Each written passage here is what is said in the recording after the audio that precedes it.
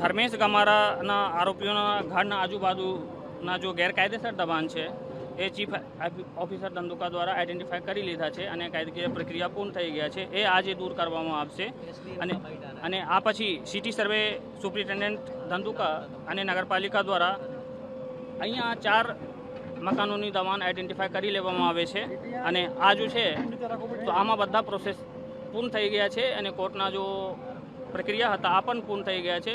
તો આ અહીંયા આજ દૂર કરવામાં આવશે અને આ પછી ધંધુકા રેલવે સ્ટેશનથી ધંધુકા 4 રસ્તા સુધીના સ્ટેટ હાઈવેના મધ્યબિંદુથી 10 થી 12 મીટરના જો દબાણ છે આ દૂર કરવામાં આવશે અને આ પછી યુજીવીસીએલ ધંધુકા દ્વારા ગુનાહિત ઇતિહાસ ધરાવતા લોકોના ઘરે જો વીજ કનેક્શન હતા, ગેરકાયદેસર વીજ કનેક્શન હતા, આ પણ દૂર કરવામાં ઓલરેડી આવેલ છે અને આમાં જો છે એફઆઈઆર દાખલ કરવાની પ્રક્રિયા પણ પૂરું કરી દીધા છે. અને આ પછી છેલ્લે જો ધંધુકા વિસ્તારમાં આવી રીતે જેટલા ગેરકાયદેસર દબાણ છે એ દબાણ ભવિષ્યમાં દૂર કરવામાં આવશે અને આ જો દબાણ દૂર કરવાની કામગીરી છે અમારું આ ચાલુ રહેશે. તો જો છે આ ગેરકાયદેસર દબાણ જ્યાં છે ત્યાં લોકોના મારી અપીલ છે કે એ સ્વ અને પોતાની ખર્ચેથી દૂર કરી લે.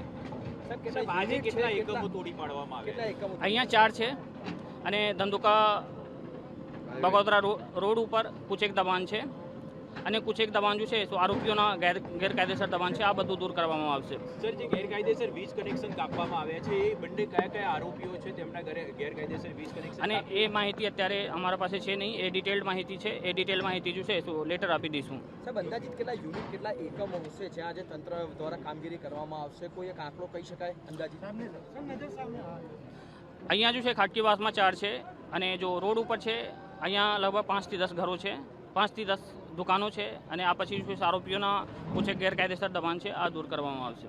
બંને આરોપીઓના જે ઘર છે તેના ઘરે આરોપીઓના ઘર છે તે ગેરકાયદેસર છે કાયદેસર છે તેને લઈને શું કાર્યવાહી? અને આમાં તપાસ ચાલુ છે અમારું અને થોડા ઘણા ગેરકાયદેસર છે અહીંયા આ દૂર કરવામાં આવશે.